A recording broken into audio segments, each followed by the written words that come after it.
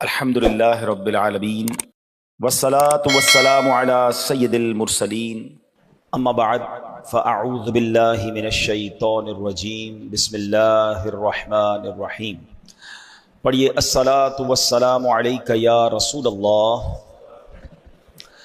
وعلی آلک واصحابک یا حبیب اللہ۔ الصلاة والسلام علیک یا نبی اللہ وعلی آلک واصحابک یا نور اللہ۔ درود پاک پڑھنے کے بے شمار فضائل و برکات ہیں۔ سرکار دو عالم علیہ الصلوۃ والسلام کا فرمان صلاتکم علی محرزۃ لدعائکم ومرضات لربکم وزکاۃ لاعمالکم۔ اللہ کے نبی فرماتے ہیں تمہارا مجھ پر درود پاک پڑھنا تمہاری دعاؤں کی حفاظت کرنے والا اور تمہارے رب کی رضا کا باعث اور تمہارے اعمال کی پاکیزگی کا سبب ہے۔ ایک درود ہے، اب بلیسنگز اور بینیفٹس کتنے ہیں کہ فرمایا دعاؤں کی حفاظت کرنے والا ہے درود پاک، اللہ کو راضی کرنے والا ہے اور اعمال کی پاکیزگی کا سبب ہے۔ تو پھر کیوں نہ ہم کثرت سے درود پاک پڑھتے رہا کریں۔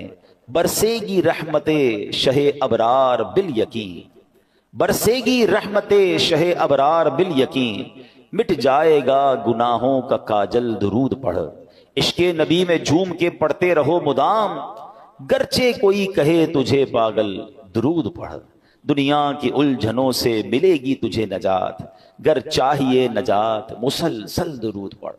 تو آئیے مل کر محبت کے ساتھ درود پاک پڑھ لیں۔ صلو علی الحبیب صلی اللہ تعالی علی محمد صلی اللہ علیہ وآلہ وسلم۔ الحمدللہ ہم قرآن پاک کی کچھ آیتوں کو سنتے ہیں اور ان آیتوں سے ملنے والا میسج سمجھنے کی کوشش کرتے ہیں۔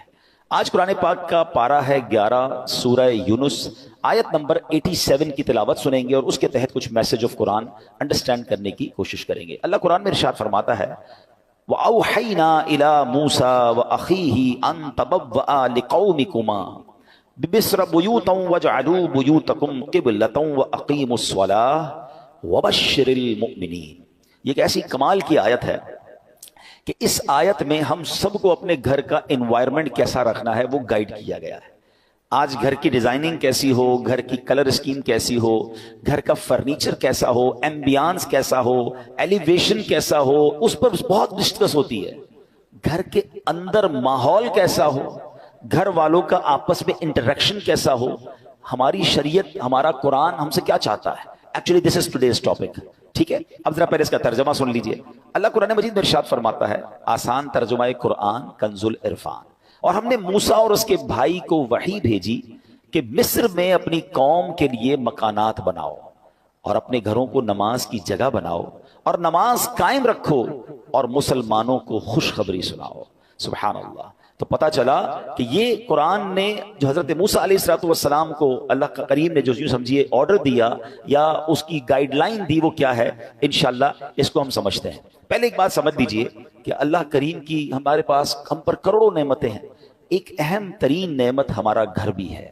گھر چاہے جھوپڑی کی صورت میں ہو، محل ہو یا چھوٹا ہو، بڑا ہو، عالی شان گھر ہو، گھر آخر گھر ہی ہوتا ہے۔ حضرت انس بن مالک رضی اللہ عنہ فرماتے ہیں نبی پاک جب بستر پر تشریف لاتے تو کتنی خوبصورت دعا ہے وہ فرماتے ہیں۔ یہ دعا بھی ہے اور ہم سب کے لیے میسج بھی ہے۔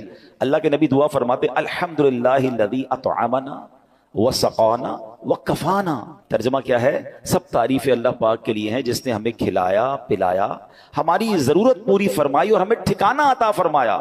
کتنے ایسے ہیں جن کے پاس بقدر کفایت اسباب نہیں، کتنے ایسے ہیں کہ جن کا کوئی گھر نہیں ہے۔ یہ گھر ملنا، بلے آپ کرائے کے گھر میں رہتے ہیں، کہیں بھی رہتے ہیں، چھت ہے نا، یہ بہت بڑی نعمت ہے۔ آج بھی کتنے لوگ ہیں جو بے گھر ہیں، فٹ پاتھ پہ سوتے ہیں۔ کیا ہم نے اس بات پر کبھی اللہ کا شکر ادا کیا کہ اللہ تو نے ہمیں گھر دیا ہے، ہمیں بے گھر نہیں بنایا ہے؟ گھر بہت بڑی نعمت ہے۔ کچھ لوگ جو ٹریول کرتے ہیں میری بات جلدی سمجھ جائیں گے، ہم دنیا بھر میں ٹریول کر لیں، آپ پنجاب جائیں، پاکستان کے کسی شہر جائیں یا دنیا میں کہیں ٹریول کریں، جن کو اللہ نے نوازا ہے وہ 5 اسٹار ہوٹل میں رہیں، بہترین گھروں میں رہیں، مگر جو لطف اور سکون اپنے گھر آ کر ایک انسان کی فیلنگ بنتی ہے کہ میں اب اپنے گھر میں ہوں، بے شک وہ گھر چھوٹا سا ہو، چھوٹا سا بستر کیوں نہ ہو، وہ کہتے ہیں نا جیسی نیند اپنے بستر پر آتی ہے وہ دنیا میں آپ کو کسی بھی لگژری گھر پہ بھی یا کسی بھی نرم بستر پر نہیں آتی۔ ایسا ہی ہے، یہ نعمت ہے.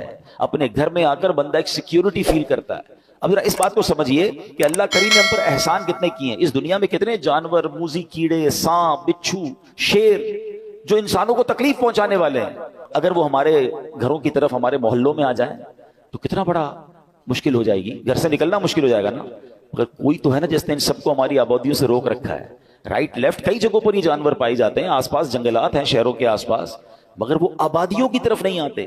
یہ اللہ کریم ہے جس نے ان آفتوں، بلاؤں، ان مشکلوں کو ہمارے گھروں سے، ہماری سوسائٹی سے روکا ہوا ہے. ہم اپنے گھروں میں سکون پاتے ہیں، مگر کیا کبھی اس سکون کا شکر ادا کیا ہے؟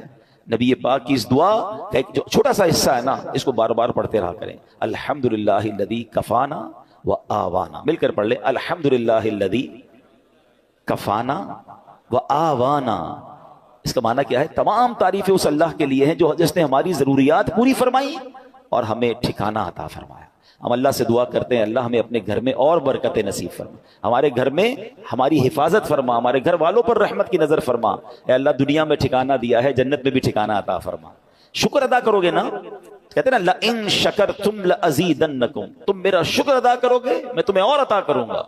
جو بڑے بڑے گھروں میں رہ کر بھی کچھ لوگ ناشکرے ہیں اور کچھ چھوٹے سے بستر پر سو کر بھی اللہ کا شکر ادا کر رہے ہیں. کمال تو یہ ہے نا کہ شکر زبان پر ہو، شکوہ نہیں ہونا چاہیے. لیکن میرے پیارے اسلامی بھائیوں، اب جو ٹاپک ہے ایکچولی کہ گھر کے اندر کا ماحول یہ کتنا ضروری ہے، اچھا ہونا، نیک ماحول ہونا.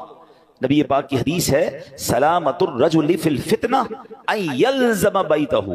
فرمایا فتنوں میں سلامتی کی راہ یہ ہے کہ بندہ اپنے گھر کو لازم پکڑ لے. ایک بار نبی پاک علیہ السلام نے فتنوں کا ذکر کیا تو حضرت عقبہ بن عامر رضی اللہ تعالیٰ عنہ نے پوچھا یا رسول اللہ صلی اللہ علیہ وسلم، اس وقت نجات کیسے ہوگی جب فتنوں کا دور آ جائے گا، قیامت کے قریب فتنوں کا دور ہوگا؟ تو نبی پاک نے ایک فارمولہ دیا. آقا نے فرمایا املک علیک لسانک، جب فتنے پھیل جائیں تو 3 کام کرنا، ٹھیک ہے؟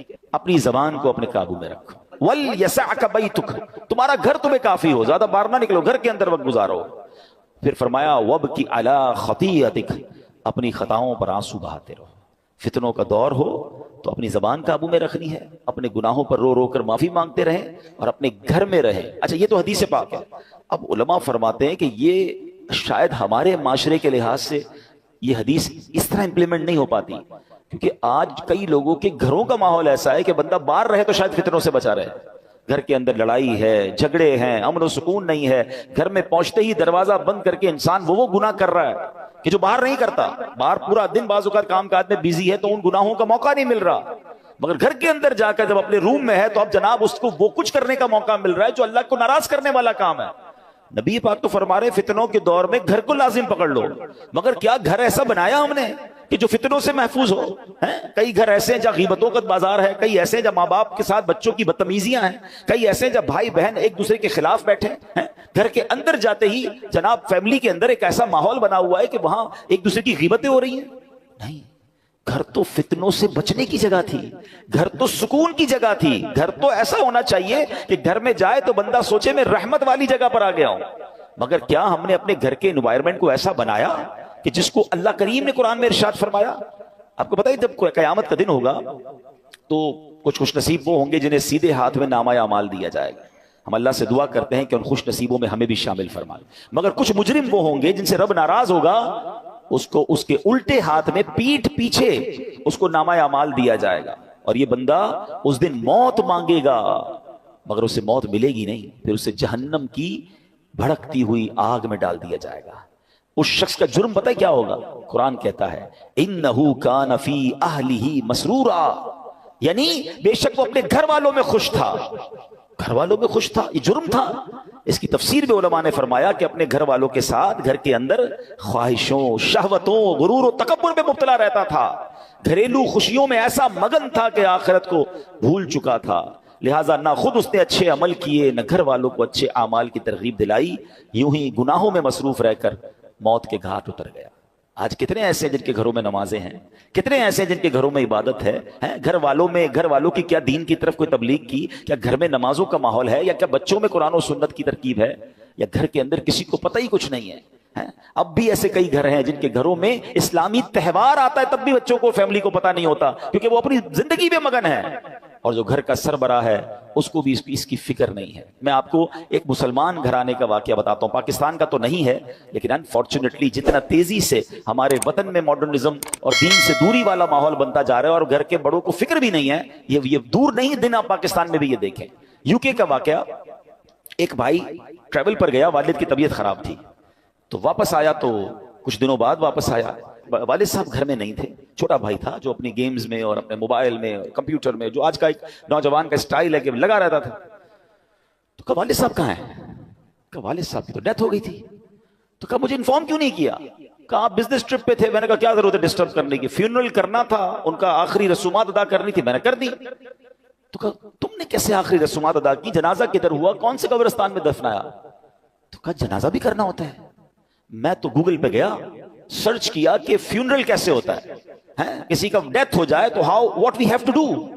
تو گوگل نے مجھے 4-5 آپشن دیے، میں نے سب سے سستا والا جو آپشن تھا ان پر کال کیا، وہ آئے اور ابو کو لے گئے، بس فنش۔ تو اس نے کہا یہ تم نے کیا کیا؟ آپ کو پتہ کیا ہوا اس مسلمان والد کے ساتھ؟ جب سرچ کیا کہ کس فیونرل والے کو دیا ہے، تو جو سب سے سستا آپشن تھا کہ وہ میتوں کو آگ لگایا کرتے تھے۔ اس نے یہ نہیں، اس کو یہ پتا بھی نہیں تھا کہ جنازہ کچھ ہوتا ہے، اس کو یہ نہیں پتا تھا غسل میت ہوتا ہے، اس کو یہ نہیں پتا تھا کہ جناب قبرستان میں دفن کیا جاتا ہے۔ میں مسلمان گھرانے کی آپ کو واقعہ سنا رہا ہوں جو میں نے خود جا کر سنا ہے۔ اب مجھے بتاؤ، اس بچے کا قصور تو تھا مگر کیا والد کا قصور نہیں تھا؟ اس کا مطلب والد کسی جنازے میں بیٹے کو لے کر نہیں گیا ہوگا، اس والد نے موت اور قبرستان کے بارے میں، تدفین اور غسل کے بارے میں نہیں بتایا ہوگا۔ ہر چیز بچوں کو دلا دی مگر نہ سکھایا تو دین نہ سکھایا۔ میں اور آپ دنیا سے جانے والے ہیں، ہم سب نے مرنا ہے، اور اس والد کی قسمت کتنی پیاری ہوگی کہ اس کے مرنے کے بعد اس کی اولاد اس کے لیے دعائے مغفرت کرے، اس کے لیے ایصال ثواب کرے، مگر یہ سکھائیں گے تو کریں گے نا۔ ہمارے بچے تو زندگی میں ہمارے سامنے نماز نہیں پڑھ رہے، ہمیں ٹینشن نہیں ہے۔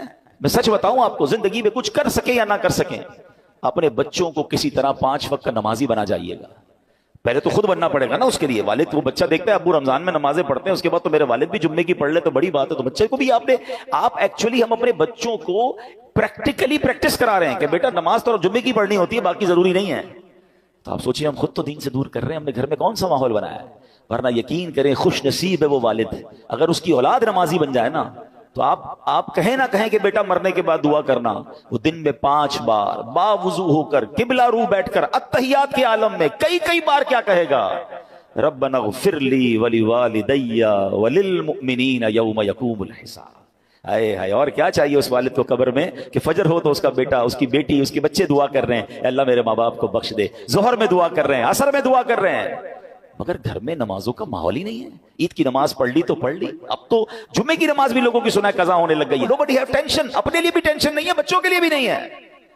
قرآن کی یہ آیت پکار کر کہہ رہی ہے کہ گھر بناؤ اور اس گھر میں نمازوں کا اہتمام کرو۔ خدا را اپنے گھر کے ماحول پر توجہ دیجیے، یہ سرمایہ ہے، یہ اولاد، یہ فیملی، یہ گھر، یہ ہمارا پھل ہے۔ اگر گھر میں قرآن و حدیث اور نمازوں کا معاملہ ہوگا تو سبحان اللہ۔ اے میرے پیارے اسلامی بھائیوں، قرآن نے کیا کہا کہ مصر میں اپنی قوم کے لیے مکانات بناؤ، ناٹ اونلی مکانات، ڈیفنس میں گھر ہونا چاہیے، فلاں سوسائٹی میں گھر ہونا چاہیے، یہاں تک تو ہماری پلاننگ ہے کہ گھر اچھا ہو، بیوٹیفل سوسائٹی میں ہو۔ آگے قرآن کہتا ہے وَجْعَلُوا بُيُوتَكُمْ، اور اپنے گھروں کو نماز کی جگہ بناؤ اور نماز قائم رکھو، اور جو یہ کرتا ہے اس کو کیا ملے گا؟ وَبَشِّرِ الْمُؤْمِنِينَ، قرآن کہتا ہے مسلمانوں کو خوشخبری سناؤ، خوشخبری ملنی ہے، رحمتیں ملنی ہیں، عافیتیں ملنی ہیں اگر گھر میں نمازیں ہیں۔ اے میرے پیارے اسلامی بھائیوں، اللہ کے پیارے حبیب علیہ الصلوۃ والسلام فرماتے ہیں اجعلوا فی بیوتکم من صلاتکم ولا تتخذوها قبورا، فرمایا کچھ نماز گھر میں